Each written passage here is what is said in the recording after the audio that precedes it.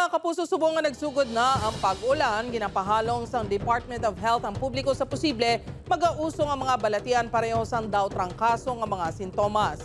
Sang nakaligad nga inadlaw naka-record pagid sang gamay nga pagsaka sa kaso sang COVID-19. Ini ang gintutukan ni Julius Bilacaol.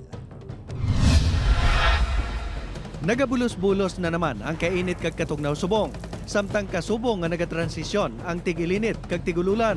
Wild weather bala?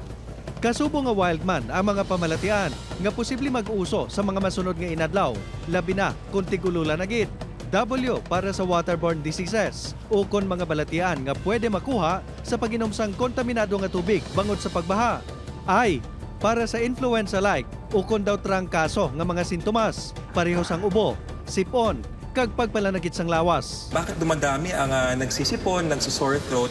Maaaring dahil yan sa pagbago ng panahon ng ating lalamunan, naninibago sila dun sa tubig sa hangin. Nai-irritate yung lining ng ating mga lalamunan at ilong. Hindi man pagkalimtan ng L o kon leptospirosis tungod sa pagbaha, kag ang D, dengue, kag iban pang balatian nga dala sang lamok, pareho sang Zika kag chikungunya. Pag medyo malamig, maraming tubig, kung saan namumugad itong mga lamok, talagang tumataas ang dengue. Magluwas sa wild diseases, ginabantayan man ang nagataas nga kaso sang COVID-19.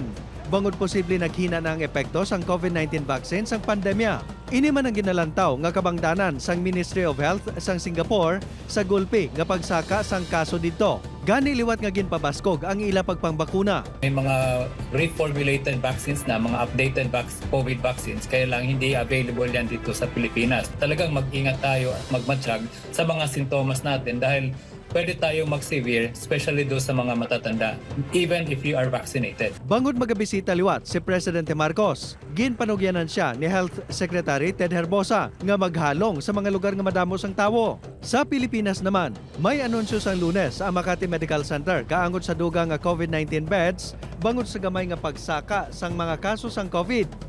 Apisar malayo kuno ini sa numero sa tion sang pandemya. Sa bugos nga pungsod, manubo ang hospital utilization rate suno sa health department pero ginapahalong ang mga vulnerable o kon ang mga tigulang kag may mga maluba nga mga masakit. No requirement for border control, no requirement for mandatory masks, no requirement for additional vaccination. But we're monitoring the cases. Julius Bilacaol, 1. Western Visayas.